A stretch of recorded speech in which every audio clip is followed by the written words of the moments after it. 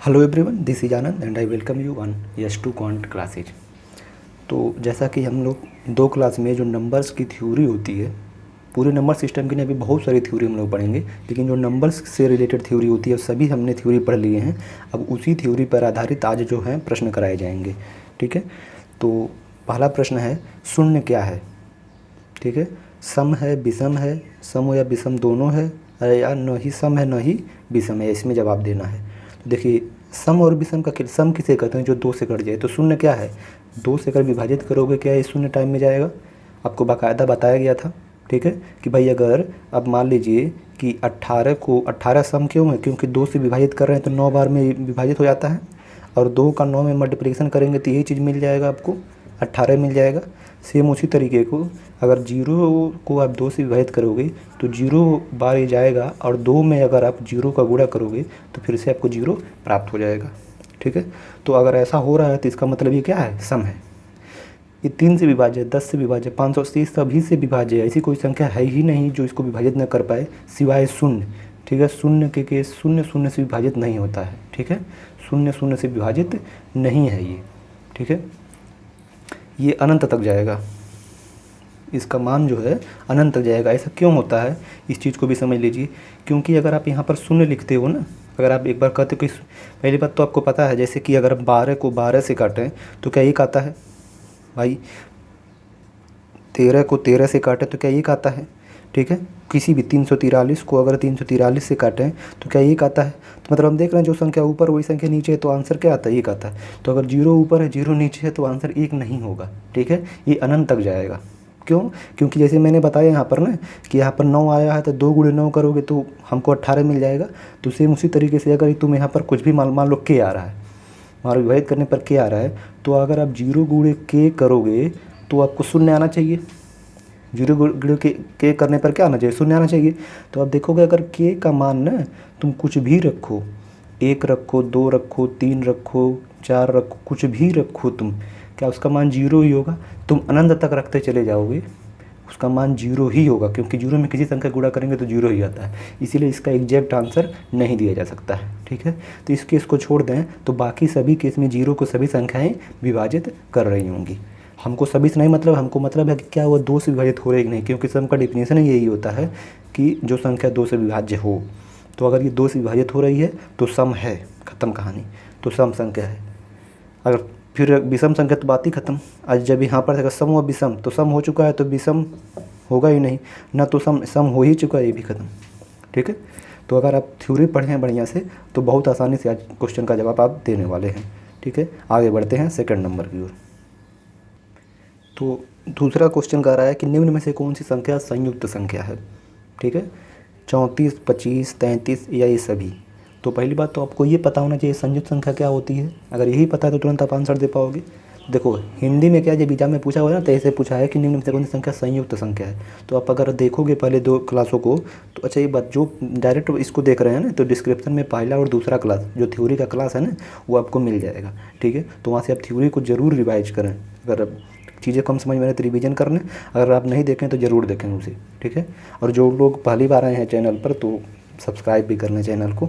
ठीक है, तो अगर हम बात करें संयुक्त संख्या, तो देखो हमने तभी बताया था कि कुछ शब्द जो होते हैं ना वो हिंदी में जो वहाँ पर बताए गए हैं ना थ्योरी में उससे अलग रहेंगे, क्योंकि हिंदी में बहुत सारे शब्द यूज कर देता है लेकिन इंग्लिश में सेम यूज करता है। ठीक है, जैसे इसमें पूछा हुआ था कि which of the following are composite number. ठीक है, क्या पूछा हुआ है? Composite number. ठीक है, तो आपको बताया गया था कंपोजिट नंबर किसे कहते हैं। कंपोजिट नंबर मतलब वहाँ पर जो हिंदी वाला शब्द लिखा गया था वहाँ पर क्या लिखवाया गया था? भाज्य संख्या। वहाँ पर क्या लिखवाया गया था? भाज्य संख्या। भाई प्राइम नंबर और कंपोजिट नंबर में बांटा गया था। ठीक है, तो वहाँ पर बताया कंपोजिट नंबर में क्या कहानी बताई गई थी कि जिसके मिनिमम जो गुणनखंड हों, जो फैक्टर हों, फैक्टर मतलब गुणनखंड हो, कितने होने चाहिए? 3 होने ही चाहिए। अर्थात फैक्टर के बारे में बताया गया था कि गुणनखंड किसे कहते हैं? जो दी गई संख्या को पूरी तरह से विभाज्य कर दें वो क्या होते हैं? गुणनखंड कहलाते हैं। बस आपको वही गिन लेना है कि कितनी संख्याएं हैं। अगर उनकी संख्या 3 आ रही है, कम से कम 3 रहे ही, तभी वो संयुक्त संख्या कंपोजिट नंबर या भाज्य संख्या होगी। तो अगर हम देखें 34 तो क्या ये 1 से विभाज्य हो जाएगा? 1 से सभी संख्या विभाजित होंगी। ठीक है, तो 1 से विभाजित होगा, 2 से विभाजित होगा, 17 से विभाजित होगा। आगे आपको चेक करने की ज़रूरत ही नहीं है। आगे आपको चेक करने की जरूरत, क्योंकि 3 मिल गए ना, बस 3 से ही मतलब है आपको, ठीक है। फिर उसी तरीके से अगर हम 25 की बात करें, 1 से कटेगा, 5 से कटेगा, खुद 25 से कटेगा। 33 से बात करें, 1 से कटेगा, 3 से कटेगा, 11 से कटेगा, खुद 33 से कटेगा, ठीक है। अब किसी किसी संख्या के 5, 6, 7, 8 पूर्णखंड हो सकते हैं, तब उसको उससे मतलब नहीं है। जब संयुक्त पूछ रहा है, बस 3 निकाल लिए तो समय आपको बचाना है, पूरा आपको वहाँ पर प्रोफेसर नहीं बनना है एग्जाम में, ठीक है। तो फिर हमसे क्या पूछा है, कौन है, तो बिल्कुल बात सही बात, 3 सभी है, ठीक है। क्यों? क्योंकि मिनिमम जो फैक्टर 3 होते हैं वो सभी के 3 या 3 से अधिक फैक्टर हैं। तो ऐसे कंडीशन में हम आंसर किसको टिक करेंगे, सभी को टिक करेंगे। तो यहाँ पर आपको कंपोजिट नंबर का एक और शब्द मिला है, संयुक्त संख्या भी पूछा जा सकता है। अन्ना समझ में आए तो इंग्लिश वर्जन देख लेना, इंग्लिश में क्या लिखेगा, कंपोजिट नंबर ही लिखा रहेगा, ठीक है। आगे बढ़ते हैं। तो तीसरे नंबर में पूछा जा रहा है कि √21 जो कड़ी में 21 है वो किस प्रकार की संख्या का उदाहरण है, ठीक है। तो आपको ऑप्शन दिया है, क्या वो पूर्णांक इंटीजर है, परिमेय संख्या रेशनल नंबर है, अपरिमेय संख्या इर्रेशनल नंबर है, पूर्ण संख्या या होल नंबर है, ठीक है। तो पूर्णांक किसे कहते हैं, पूर्णांक किसे कहते हैं कि जो पूर्ण हो अंकों में, तो जाहिर सी बात है कि 21 √21 है, ठीक है। तो उसमें पूर्ण कौन सा संख्या होती है, अगर वो संख्या कड़ी में है और वो बाहर निकलने में सक्षम है। बाहर कैसे निकलती है कि अगर इनका जोड़ा बन जाए तो इसमें से 5 बाहर हो जाए, तब ये क्या कहलाएगी, क्या नाम, पूर्णांक कहलाएगी। ये क्या कहलाएगी, पूर्णांक कहलाएगी, परिमेय संख्या कहलाएगी, पूर्ण संख्या भी कहला सकती है, ठीक है। लेकिन ये बाहर नहीं निकलेगा, क्यों, क्योंकि इसको हम क्या लिख सकते हैं, 3 × 7, तो इनका पेयर बनेगा नहीं। तो जब पेयर बनेगा नहीं तो जाहिर सी बात है जब बाहर नहीं निकल पाएगा तो पूर्णांक नहीं है, ठीक है। परिमेय किसे कहते हैं, जिसको हम अंश बटा हर में लिख सकते हैं, लेकिन अंडर रूट में वो चीज़ें नहीं होनी चाहिए। अंडर रूट में जैसे A25 क्या नाम है, परिमेय भी कहलाएगा, क्योंकि वो फर्दर सॉल्व करने पर निकल जा रहा है। तो जो बाहर निकल जाए सॉल्व करने पर वही परिमेय संख्याएं होती हैं। तो ये भी कहानी ख़त्म, परिमेय नहीं हो सकता। अपरिमेय किसे कहते हैं, बिल्कुल अपरिमेय ही कहेंगे इसे, क्यों, क्योंकि इसको हम बाहर नहीं निकाल सकते हैं, ठीक है। बाहर अगर नहीं निकलता तो आपको डिफेंस में बाकायदा बताया गया था, अगर वो संख्या बाहर नहीं निकल रही है तो कौन सी संख्या का उदाहरण है, अपरिमेय संख्या का उदाहरण है, इर्रेशनल नंबर का उदाहरण है, ठीक है। पूर्ण किसे कहते हैं, ये भी तो 0 इंक्लूड होता है काउंटिंग नंबर में। तो जब काउंटिंग पूर्णांक ही नहीं है, क्योंकि पूर्णांक में क्या होता है, पूर्णांक पॉजिटिव भी होते हैं, निगेटिव भी होते हैं, खुद 0 भी होता है। जब पूर्णांक ही नहीं है तो पूर्ण कैसे होगा, खत्म कहानी। अच्छे से समझ में आ रहा होगा, थ्योरी आपको क्लियर है तो और बेहतरीन तरीके से समझ में आएगा, और जैसे जैसे क्वेश्चन आगे बढ़ेगा इसका स्तर भी बढ़ता जाएगा, ठीक है। तो अभी मैं इसको इसीलिए लिख दे रहा हूँ क्योंकि क्वेश्चन को डालने में ना बहुत समय लगता है, जो दिखता है वहाँ पर। तो छोटे छोटे क्वेश्चन है तभी हम लोग लिख करके ही काम चला लेंगे, जहाँ ज़रूरत रहेगा वहाँ पर क्वेश्चन मैं डाल दिया करूँगा। आगे बढ़ते हैं। चौथा प्रश्न कहा जा रहा है कि कौन सी संख्या अपरिमेय है, ठीक है। तो यहाँ पर हम देख रहे हैं कि मैक्सिमम ऑप्शन दशमलव में ही है, इसको भी हम दशमलव में चेंज कर सकते हैं।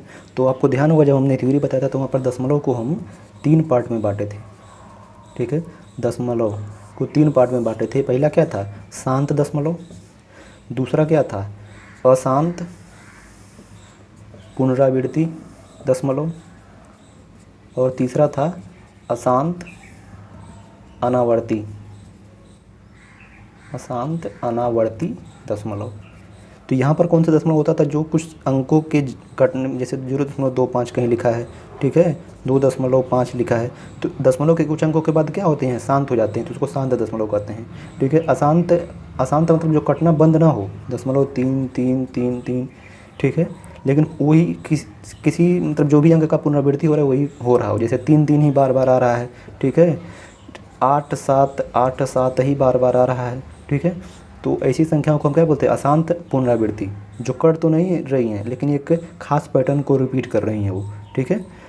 और इसमें बताया गया था अशांत अनावृत्ति कि जो कटे भी ना और पुनरावृत्ति भी ना हो जिनकी, ठीक है। अ मतलब होता है नहीं, ठीक है।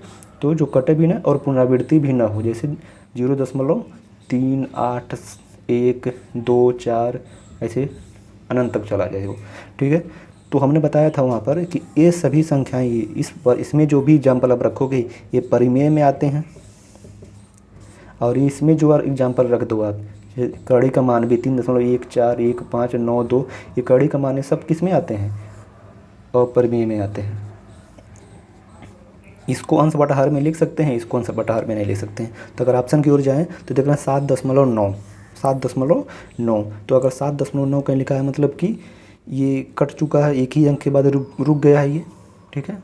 दूसरे शब्द में कहें कि इसको हम अंश बटा हर में लिख सकते हैं, जैसे इसको हम क्या लिख सकते हैं, 79/10 लिख सकते हैं। और जिसको अंश बटा हर में लिख सकते हैं वो कैसे हो जाएगा परिमेय संख्या। ये तो पहले ही से अंश बटा हर में है, तो ये भी परिमेय संख्या है। 0.75 बस यहीं पर रुक चुका है ये। इसको भी हम 75/100 लिख सकते हैं, काट के और छोटा भी कर सकते हैं, ठीक है। तो इसको भी अंश बटा हर में लिख सकते हैं। तो ये सब क्या है, जिसको हम अंश बटा हर में लिख सकते हैं वो परिमेय संख्या होती है। हमको अपरिमेय बताना है। हम देख रहे हैं 2.234, 2 3 यहाँ 5 एक साथ हो गया। देखो दशमलव के बाद 2 3 के बाद यहाँ 4 है ना, तो 2 3 के बाद यहाँ 4 होना चाहिए था। ये दिमाग मत लगा देना सर यहाँ पर 1 दिया है तो हम क्या करेंगे, इसको छोड़ देंगे तो यहाँ 4 हम लिख सकते हैं। छोड़ना होना नहीं है आपको, ठीक है। जो संख्या दिया गया है उस पर जवाब आपको देना है, ठीक है। तो ये संख्या जो है वो क्या 2.234, 2 3 5 एक साथ, फिर अभी आगे भी चल रही है ये अनंत समय तक, पता नहीं आगे कौन सा अंक आएगा, ठीक है। लेकिन जो भी अंक आएगा ये रिपीट नहीं हो रहा होगा। तो जब रिपीटेशन नहीं होता है तो क्या है, अशांत अनावर्ती, non terminating non repeating decimal का वो क्या होता है, एग्जाम्पल होता है, उदाहरण होता है। तो ऐसी स्थिति में यही वाला हमारा ऑप्शन सही है कि यही क्या है, अपरिमेय संख्या है, ठीक है। आगे बढ़ते हैं।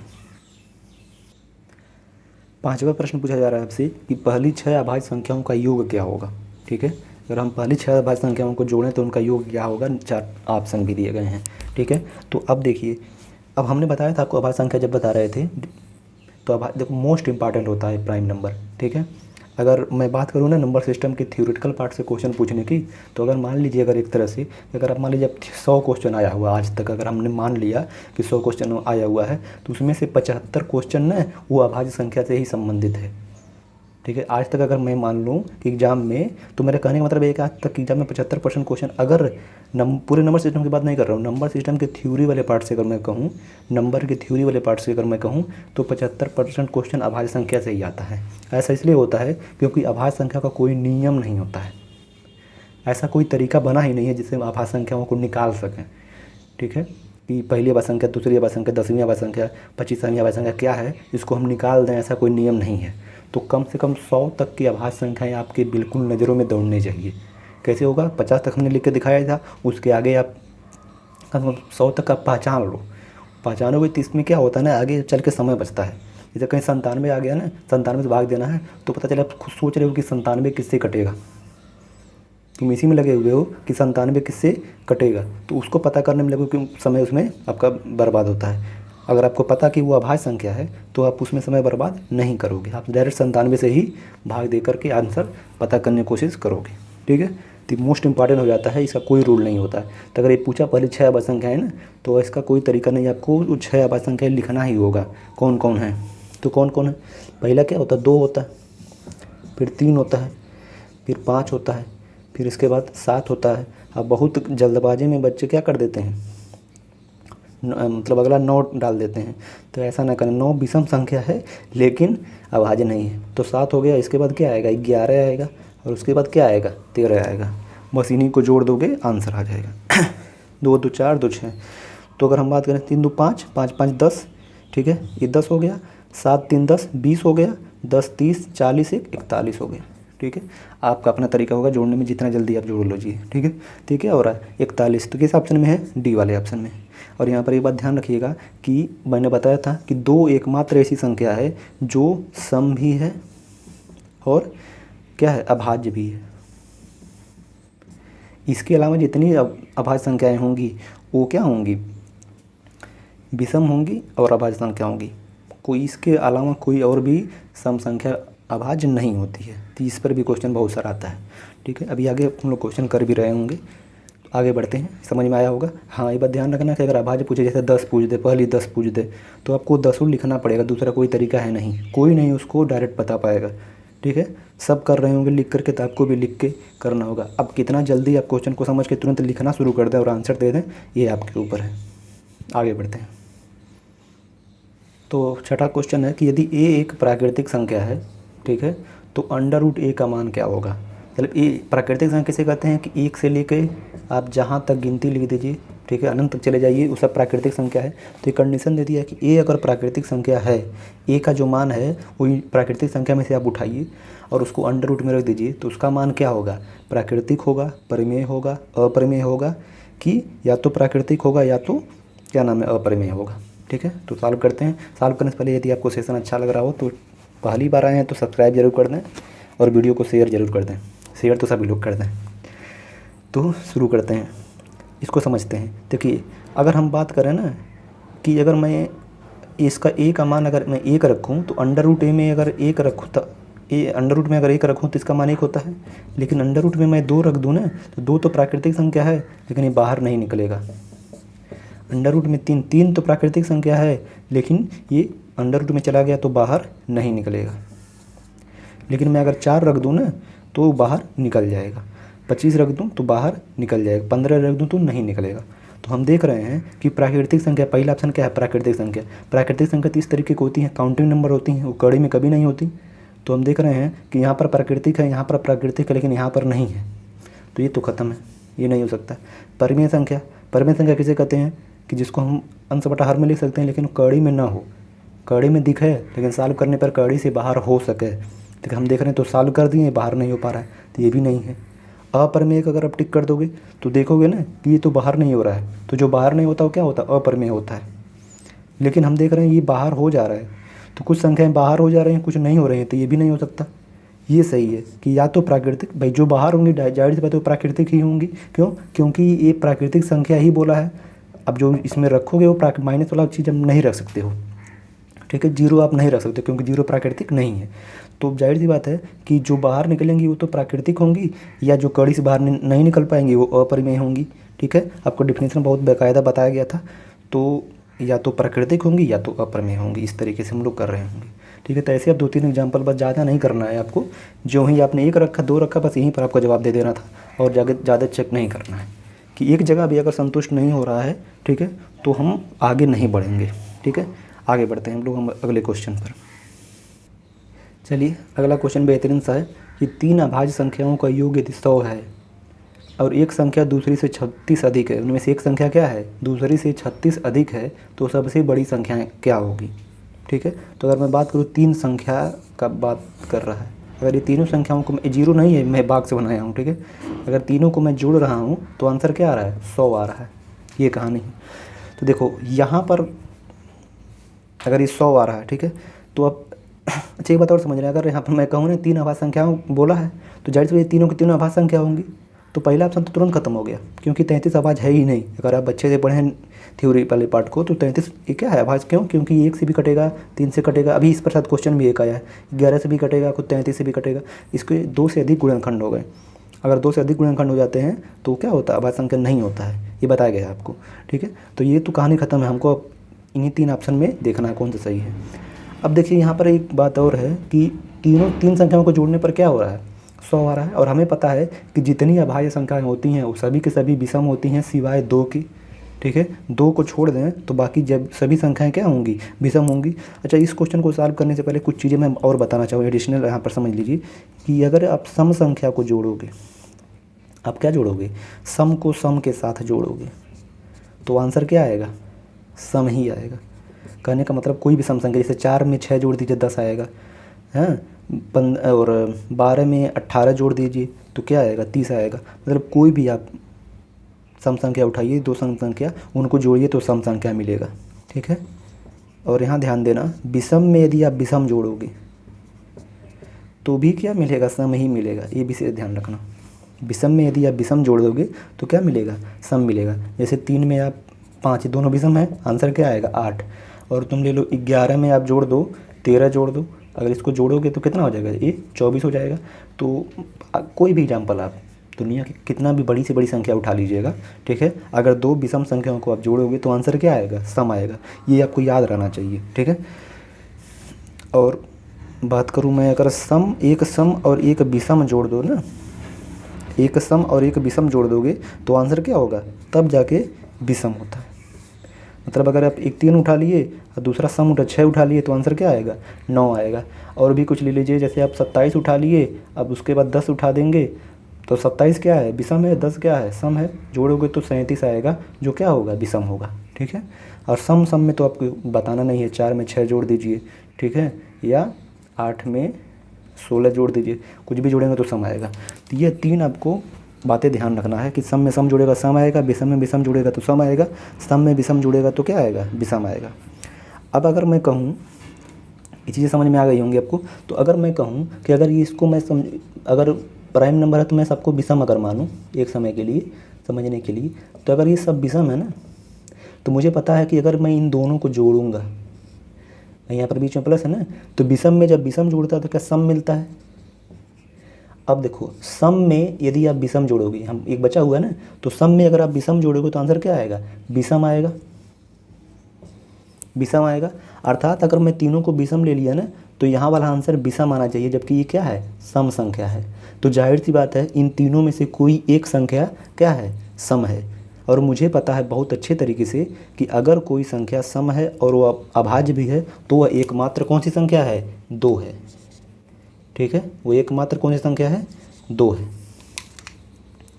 2 के अलावा ऐसी कोई संख्या बनी ही नहीं है जो सम भी हो और अभाज्य भी हो। ठीक है, तो ये तो फिक्स हो गया, यहाँ पर एक संख्या तो 2 रहेगी ही रहेगी। क्यों, क्योंकि आपको आंसर क्या देना है, सम में देना है। ठीक है, तो ये आप नहीं कर सकते हैं कि तीनों भी सम है। क्लियर है।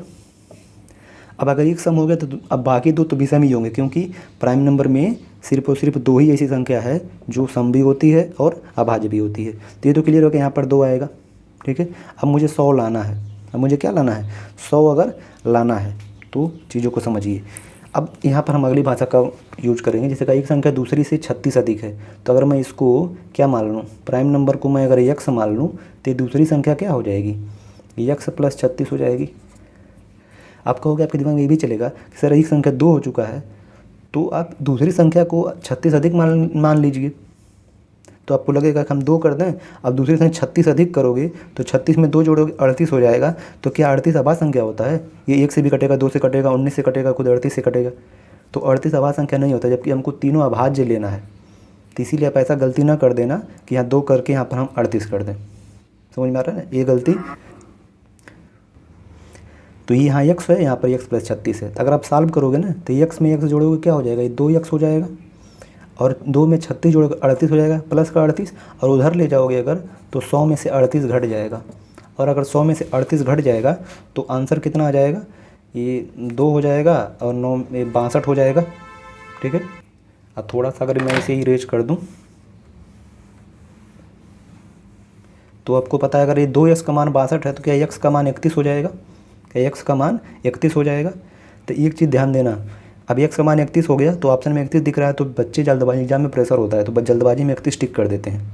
ठीक है, क्योंकि 31 आ गया, 31 दिख रहा है। ठीक है, तो आंसर दिख जाए, इससे ज़्यादा खुशी तो कुछ हो ही नहीं सकती। तो आपको थोड़ा सा धैर्य रखना। आपसे क्या पूछा, तो सबसे बड़ी संख्या पूछा है, हम तो एक से ये वाली संख्या ना, अगर ये 2 है तो ये 31 हो गया, तो 2 से बड़ा ही हो गया। लेकिन इससे भी बड़ी एक संख्या है जो 36 जोड़ने पर मिलेगी, तो सबसे बड़ी अगर मैं कहूँ तो क्या होगा, 31 में 36 जोड़ने पर मिलेगी, वो क्या होगी, 6 एक साथ होगी और 3 3 6, 67 67 होगी। तो 67 है नहीं तो नन आप देश को सही कर रहे होंगे। तो जल्दबाजी में आपको 31 नहीं टिक कर देना, नहीं तो पता चले यहाँ तक सॉल्व कर दिए फिर आंसर ही गलत कर दिए टिक करने में। तो हमने क्या सीखा, हमने ये सीखा कि 3 विषम संख्याओं का योग कभी सम नहीं हो सकता। तो एक तो कन्फर्म में 2 आएगा, बाकी हमने एक यक्स से ले लिया, दूसरा यक्स से क्या नाम है 36 उससे अधिक ले लिया, बस उसके बाद जोड़ करके ट्रांसफ़र कर लिया, घटा दिया है, फिर भाग दे दिया, यक्स का मान 31 आ गया है। अब हमसे यक्स का मान नहीं पूछ रहा था, मुझसे सबसे बड़ी पूछ रहा था, तो 31 में 36 जोड़ के हम प्राप्त कर लेंगे। और वो संख्या क्या होगी, 67 67 होगी। ऑप्शन में नहीं है तो नदीज है, उसको हम टिक करेंगे। आई थिंक अच्छे से समझ में आया होगा। ठीक है, तो ये भी देखिए अभाज्य संख्या पर है, बहुत सारे क्वेश्चन अभाज्य संख्या पूछते हैं। आगे बढ़ते हैं हम लोग। तो देखिए अगला क्वेश्चन है कि यदि n प्लस 2 n प्लस 4 अभाज्य संख्या है, प्राइम नंबर है, तो n के संभावित मानों की संख्या ज्ञात करें। तो जब मैं प्राइम नंबर बता रहा था तो बाकायदा मैंने ये क्या नाम है 1 से लेकर 50 तक गिनती लिखा था, और वहाँ पर मैं समझाया था कि कुछ प्राइम नंबर इंपॉर्टेंट होते हैं जो कुछ पैटर्न को फॉलो करते हैं। वीडियो सेकंड वाला वीडियो देखोगे तो उसमें प्राइम नंबर का हमने बात किया हुआ है।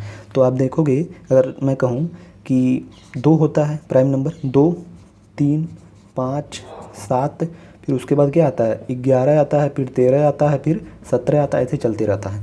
ठीक है, तो मैंने बताया था कि प्राइम नंबर किसी नियम का पालन नहीं करती हैं, लेकिन कहीं पर कुछ जगह क्या मतलब 2 ही जगह पर, 2 जगह पर कुछ पैटर्न फॉलो होते हैं जिसका फ़ायदा उठाकर एग्जामिनर बार बार क्वेश्चन पूछ रहा है।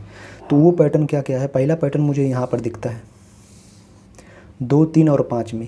अगर इसको मैं यक्स मान लूँ तो इसमें मैं क्या जोड़ दूँ, यक्स प्लस 2 हो जाएगा,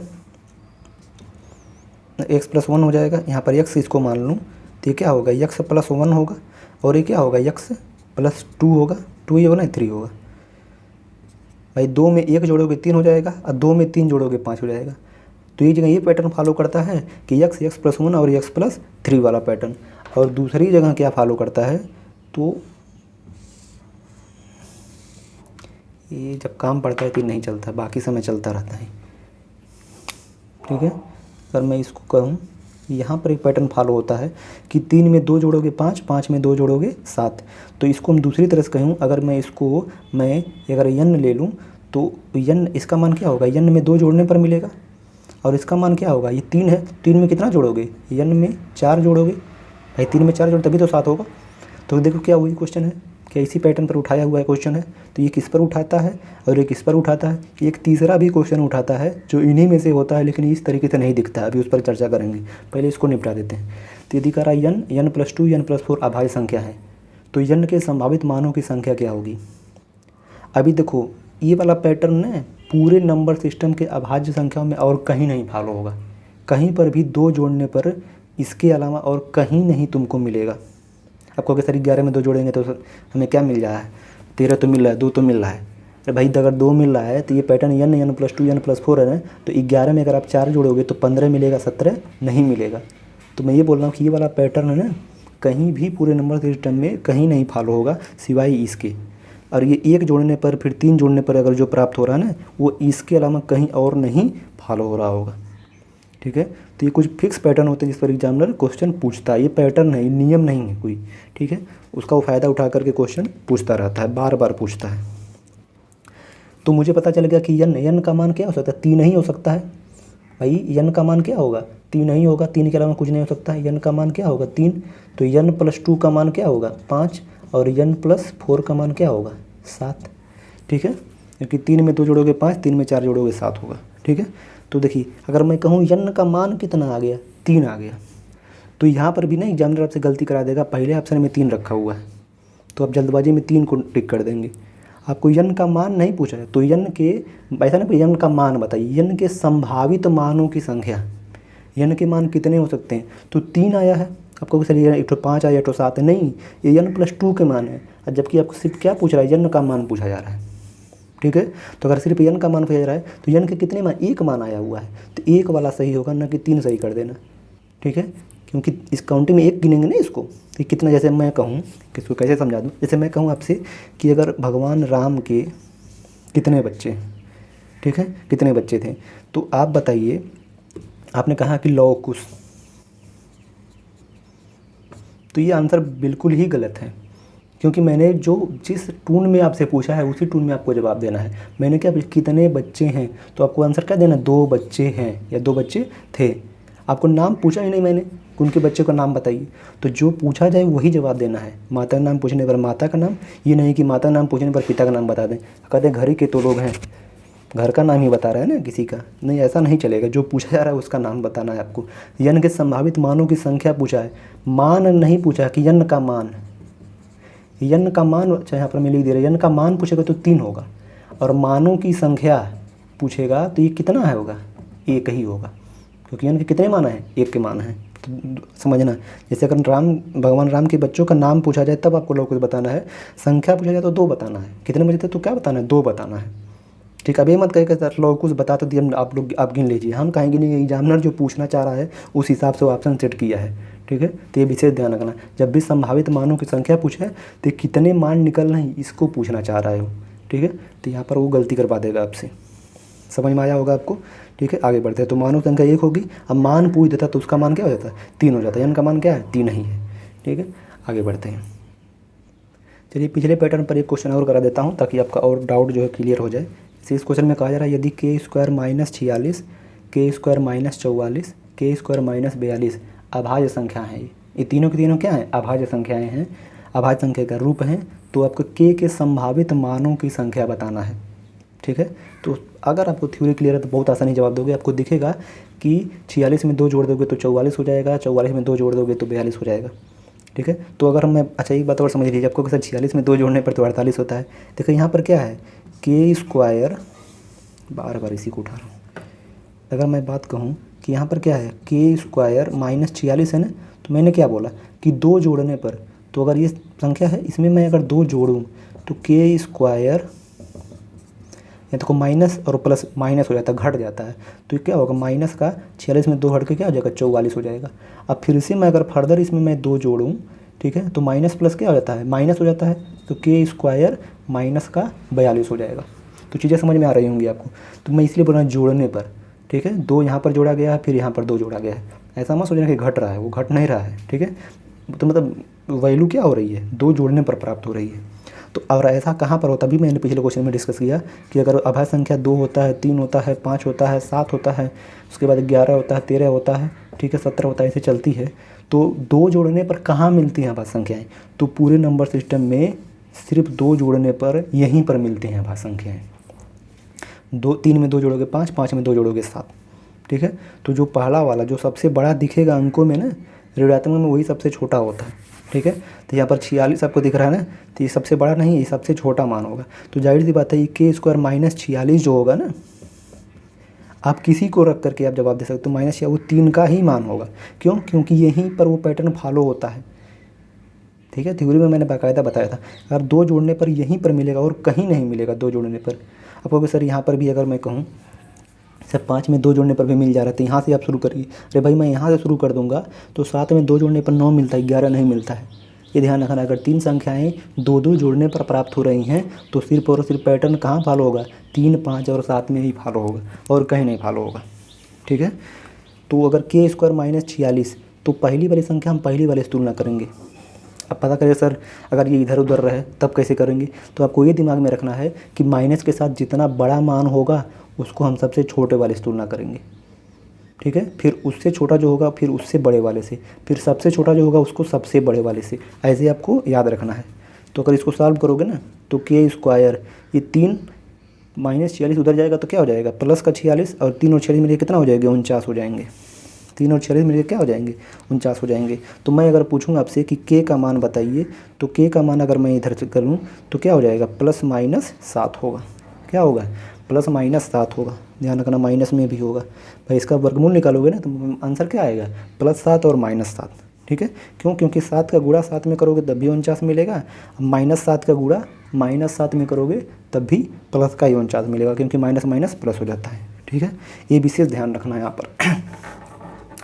तो अब देखो अब क्वेश्चन पे आते हैं। अब इसको ज़रूरत क्यों पड़ गई, क्यों मुझे माइनस वाला लेने, क्योंकि ये बोला हुआ जहाँ की एक पूर्णांक है, एक एक पॉइंट आप यहाँ पर देखिए इंपॉर्टेंट है कि एक पूर्णांक है। पूर्णांक मतलब कि बस आप सिर्फ प्लस मान नहीं रख सकते हो, सिर्फ प्लस 7 नहीं ले सकते। क्यों, क्योंकि प्लस सिर्फ प्लस 7 लोगे ना तो पूर्णांक वो भी है, लेकिन वो नेचुरल नंबर में भी है। लेकिन यहाँ पर पूर्णांक बोला है मतलब वो माइनस में भी हो सकता है, वो जीरो भी हो सकता है, क्योंकि पूर्णांक क्या होता है, पॉजिटिव, नेगेटिव और जीरो भी हो सकता है। इसलिए आपको माइनस वाला वैल्यू भी लेना है, ये ध्यान रखना है। तो के एक पूर्णांक है, मतलब के प्लस वाला भी मान हो सकता है और माइनस वाला भी हो सकता है। अब देखिए यहाँ तक सॉल्व करने के बाद ना, अच्छा एक चीज़ या तो इसको अब लेकर सॉल्व कर लेते, यही आंसर आए। अगर आप ना के स्क्वायर माइनस 44 को लेकर सॉल्व करेंगे ना तब भी यही आंसर आएगा। कर देते हैं उसको भी। अगर देखिए के स्क्वायर माइनस 44 लोगे तो बस ये ध्यान रखना है, ये दूसरा वाला छोटा नंबर है ना, तो हम दूसरा वाला बड़ा नंबर से तुलना करेंगे, मतलब 5 से तुलना करेंगे। तो बराबर क्या हो जाएगा, 5। तो यहाँ पर के स्क्वायर ये उधर जाएगा तब भी 49 हो जाएगा, फिर के का मान क्या आ जाएगा, प्लस माइनस 7 हो जाएगा। अगर आप इससे मान निकालना चाहते हैं तब भी वही आंसर आएगा। इसे तुलना किससे करना, 7 से करना है। तो के स्क्वायर उधर जाएगा तो 49 हो जाएगा, और के का मान प्लस माइनस 7 हो जाएगा। अब एग्जाम में आपको तीनों नहीं करना है, एग्जाम में बस आपको थ्योरी याद रखना है कि नंबर सिस्टम के प्राइम नंबर में, प्राइम नंबर वाले पार्ट में बस एक ही जगह ऐसा कंडीशन होता है, वो 3, 5, 7 में होता है, जहाँ पर 2 जोड़ने पर हमको अगली प्राइम नंबर मिल रही होती है। अगर ये याद है तो बस एक जगह चेक किए तुरंत ऑप्शन टिक कर दोगे, ठीक है। अच्छा एक बात और देखिए अब यहाँ पर अब आपसे क्या पूछा है, संभावित मानों की संख्या पूछा है। तो मान कौन कौन है, मान क्या क्या आ रहे हैं, एक ठो प्लस 7 मान आ रहा है और एक ठो माइनस 7। तो मानों संख्या 2 आ रही है तो 2 को टिक करेंगे। जल्दबाजी में आप 7 न टिक कर दीजिएगा भाई, मान नहीं, मान तो है 7 आ रहा है, ठीक है, वो भी प्लस माइनस भी आ रहा है, लेकिन हम 7 बस दिया तो उसको हम टिक कर सकते हैं, ठीक है। लेकिन हमसे मान नहीं पूछा, हमसे क्या पूछा, मानों की संख्या। तो एक प्लस 7 है और एक माइनस 7, 2 मान। जैसे पिछले क्वेश्चन में 3 आया था, ये अकेला मान था, ठीक है। पिछले क्वेश्चन में तो क्या था, 3, वो अकेला मान था, लेकिन यहाँ पर प्लस 7 आया और यहाँ पर माइनस 7 आया हुआ है तो ये क्या है, 2 मान है, तो इसलिए हम 2 को टिक करेंगे। तो अब समझ में आ गया होगा कि मान पूछने पर क्या जवाब देना है। मान पूछने पर ऑप्शन में यदि प्लस 7 है या माइनस 7 है तो आप टिक कर सकते हो, ठीक है, दोनों तो दोनों को टिक कर दो, ज़्यादा आंसर सही क्या होगा, +7 तथा -7 ऐसा होगा। ठीक है, या लिखा हो +7 या -7, लेकिन यहाँ पर अभी हम 7 से काम चल जाता, लेकिन हमसे मानों की संख्या पूछेगा तो हम ये गिनेंगे कितने हैं, तो 1 2 हैं, तो इसलिए 2 को टिक कर रहे हैं। अच्छा, ये प्लस माइनस का भी कुछ कहानी होता है कि प्लस माइनस क्यों आ रहा है, इसको भी समझ लेते हैं इस क्वेश्चन में। क्योंकि मैंने बताया था जहाँ पर भी थ्योरी वाली ज़रूरत पड़ेगी मैं वहाँ पर क्वेश्चन में बताता रहूँगा। तो अभी इस क्वेश्चन को देख करके अगर मैं कहूँ ना, अगर मैं तो आपसे 3 क्वेश्चन करूँ। पहला क्वेश्चन मैं अगर आपसे कहूँ कि जैसे मैं कहूँ कि यदि के का मान मान लीजिए के छोड़िए कुछ और ले लीजिए, मान लीजिए x है और x बराबर लिखा हुआ 121। क्वेश्चन 2 कि x² बराबर 121। और क्वेश्चन नंबर 3 अगर लिखा हुआ है कि x बराबर -121। ठीक, तो 3 क्वेश्चन है और तीनों में आपको x का मान बताना है। ठीक है, x का मान ज्ञात करें, बहुत ही इंपॉर्टेंट होता है, बहुत सारे बच्चे गलती करते हैं इसमें। तो देखो अगर इसमें आप x का मान निकालोगे ना, तो x बराबर 121 है, वो बाहर निकलेगा तो क्या हो जाएगा, 11 हो जाएगा। यहाँ पर जो मान होगा x का कितना होगा, 11 होगा, 11 ही होगा और कुछ नहीं हो सकता। ठीक है, आप कहोगे सर काहे प्लस माइनस नहीं लिख रहे हैं आप, तो ये विशेष ध्यान रखना। जैसे मैं यहाँ पर करूँ ना, देखो पिछला क्वेश्चन जो हमारा आधारित था ना, वो k² बराबर 49 आ रहा था, तो सेम वही पैटर्न है ये। तो अगर x² बराबर 121 है तो x का मान लिखोगे ना, तो यहाँ पर 2 है ना बराबर, देखो यहाँ पर पावर में है तो उधर जाता है ना, 2 है तो 1/2 हो जाता है, और 1/2 को ही कड़ी कहते हैं। कड़ी का मान पूछा जाए ना तो घात के रूप में अगर 2 पर 1/2 लिखा है ना तो बात वही है, इसको भी कड़ी 2 ही पढ़ा जाएगा। ठीक है, 2 पर पावर 1/2 जो है ना वो क्या है, कड़ी 2 ही है। तो अगर मैं कहूँ कि ये जब इधर जाता है ना तो कड़ी लगता है, और कड़ी लगने से पहले प्लस माइनस का चिन्ह लगता है, मतलब ये मान ऐसे आता है। ऐसा नहीं कि सॉल्व करने के बाद आता हूँ मैं पिछले क्वेश्चन में, क्योंकि मुझे जवाब देना था तो डायरेक्ट था, लेकिन उसके पीछे कहानी समझ लीजिए कि प्लस माइनस मैं डायरेक्ट आंसर लिख दिया था कि x बराबर के बराबर +-7। वो आता कैसे है, उसका तरीका ये है कि जो ही ये इधर जाएगा तो कड़ी लगने से पहले प्लस माइनस लगेगा, फिर कड़ी में भाई पहले इसी को आप लिखोगे ना, तब ना इधर बढ़ोगे कि इधर से लिख के इधर आओगे। तो पहले प्लस माइनस लगेगा चिन्ह, ठीक है, जब स्क्वायर में है इधर जाता है प्लस माइनस चिन्ह लगेगा और फिर कड़ी लगता है। ठीक है, तो अगर ये फिर इसको जब सॉल्व करते हो तो प्लस माइनस पहले ही से रहेगा वो, और इसको सॉल्व करोगे तो 12 हो जाएगा। तो x का मान क्या होगा, +11 और x का मान होगा -11। तो यहाँ से 2 मान निकलते हैं और यहाँ से सिर्फ एक। अगर कड़ी पहले से ही लगा है तो आप क्वेश्चन नहीं बदल दोगे भाई।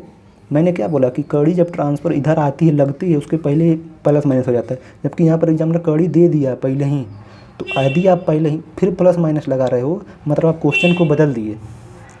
क्वेश्चन x बराबर कड़ी में 121 था, आप क्वेश्चन को x² बराबर 121 कर दिए। ठीक है, तो क्वेश्चन को ये परेशान रहता हूँ, पूरा खाली रहेगा फिर भी हार्म हो जाते जाएगा।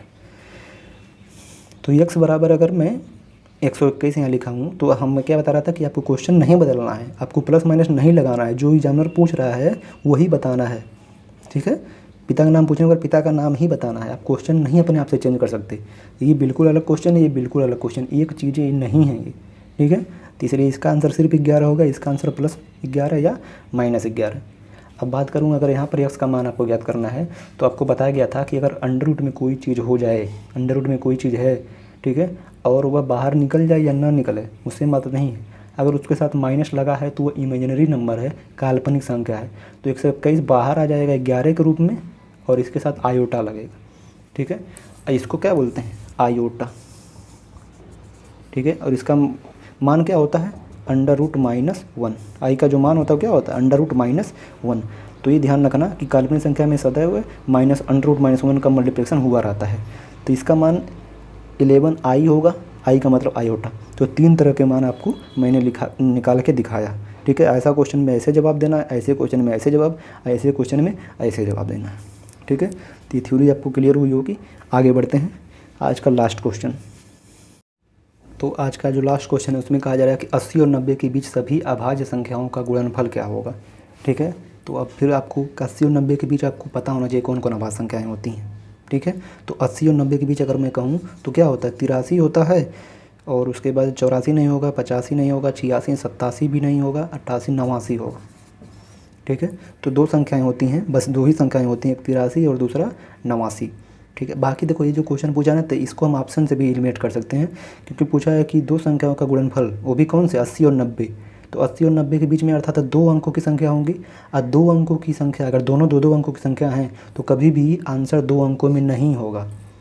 दो अंकों की मिनिमम 3 अंक, मैक्सिमम 4 अंकों में होता है। तो ये ख़त्म है, ये भी ख़त्म है, ये भी मैक्सिमम मैंने बोला 4 अंकों में ही होता है, तो इतना बड़ा नहीं मिलेगा, यही सही होगा, ठीक है। मैक्सिमम कितना होता है भाई, 4 अंकों का होता है ना। अब देखो सबसे बड़ी संख्या 99 गुणे 99 करोगे ना, तो इसका आंसर जो है 4 अंकों में 9801 आएगा, ऐसा समथिंग आएगा, ठीक है। तो ये थोड़ा सा मल्टीप्लिकेशन आपको पता भी होना चाहिए, ये सब चीज़ें। वो देखिए इसका अगर नहीं पता है तो बहुत दिक्कत की बात नहीं है, वो प्रैक्टिस से जैसे जैसे आप पढ़ेंगे, जितना ज़्यादा क्वेश्चन करेंगे तो कुछ दिमाग में छपने लगती हैं, ठीक है। दूसरा तरीका क्या था कि हम लास्ट डिजिट देख सकते थे, 9 3 27, लास्ट में 7 चाहिए, तो ये नहीं हो सकता, ये नहीं हो सकता, इन्हीं दोनों में से कोई होगा। अब इन दोनों में से कोई होगा। अगर आपको ये नहीं पता है कि दो अंकों की सबसे बड़ी संख्या जो होती है अगर गुणा करने पर तो क्या होगी, 4 अंकों में ही बदलेगी, तो कोई दिक्कत नहीं, आप 83 गुणे 89 कर लीजिएगा, सॉल्व कर लीजिएगा, आंसर जो आएगा उसको टिक करिएगा, आंसर यही आएगा। भाई ये 6 अंक थोड़ी बन जाएगा, दो दो अंकों का गुणा करोगे तो 6 अंक इतना बड़ा थोड़ी बन जाएगा, ठीक है। और आपको इसमें नहीं पढ़ना है अगर इन सब चक्करों में, तो सिंपली आप गुणा कर दीजिए। ये 27 7 हो जाएगा, 9 8 72, 73 74 हो जाएगा, और 8 3 24 हो जाएगा, और 8 8 64 65 66 हो जाएगा, 7 4 4 8 हो जाएगा, 7 6 13 हो जाएगा, और 6 1 7। तो अच्छा एक बात, यहाँ पर थोड़ा सा ऑप्शन मिस्टेक है, 83 87 होगा, ठीक है, ये ऑप्शन नहीं है, 73 87 इसको बोलते हैं, ठीक है, ये सही है। बाकी अगर वो क्वेश्चन मान लीजिए कि अगर 78 87 है तो क्वेश्चन एग्जामिनर दिया है तो गलत क्वेश्चन है, वो हट जाएगा, ठीक है। लेकिन मैं ये बताना चाह रहा हूँ कि अगर दो अंकों का है तो मैक्सिमम 4 अंकों में ही दे सकता है, तो ऐसे आप इसको टिक कर सकते थे, ठीक है। लेकिन यहाँ पर तो ऑप्शन ही गलत था, कोई दिक्कत नहीं, ठीक है। अब इसका गुणा भी बहुत ज़्यादा समय नहीं लेगा, छोटा सा गुणा है ये, ठीक है। तो 73 87 जो होगा इसका क्या होगा, आंसर होगा। तो 80 और 90 के बीच आपको, अब मैंने बोला था 100 तक आपको दिमाग में रहना चाहिए कि कौन कौन अभाज्य संख्या है। तो आपका काम क्या है कि 100 तक गिनती लिख करके, 50 तक तो मैं बताया ही था, उसके आगे आप ये पहचानो, उसको बार बार थोड़ा बोलो कि हाँ ये अभाज्य संख्या है। मतलब जैसे कि अगर 50 से आगे जैसे बढ़ी 53 हो जाएगा, ठीक है, 59 हो जाएगा, फिर उसके बाद 61 हो जाएगा, फिर उसके बाद क्या कहते हैं 61 के बाद 62 नहीं होगा, 63 64 65 66 67 67 हो जाएगा, ठीक है, आई थिंक। फिर उसके बाद 71 हो जाएगा, ठीक है, फिर 73 हो जाएगा। मतलब ऐसे ही आपको क्या करना है, लिख करके चेक करना है कि क्या ये इनका गुणनखंड 2 या 2 से अधिक, 2 है या 2 से अधिक है। अगर 2 से अधिक होगा तो कंपोजिट नंबर होगा, भाज्य संख्या, दो ही होगा, मिनिमम भी 2 हो मैक्सिमम भी 2 हो, तो उस कंडीशन में क्या होगा, वो भाज्य संख्या होगा, अभाज्य संख्या होगा, ठीक है। तो आई थिंक बहुत ही बेहतरीन क्वेश्चन रखा गया है, थ्योरी पर ही बेस्ड क्वेश्चन है, और बहुत अच्छे से समझाने की कोशिश किया हूँ ताकि इस पर डाउट आपका न रहे। तो हम लोग अब आगे मिलेंगे अगले क्लास में, इसके आगे क्वेश्चन को सॉल्व करेंगे। आज के लिए इतना ही, धन्यवाद।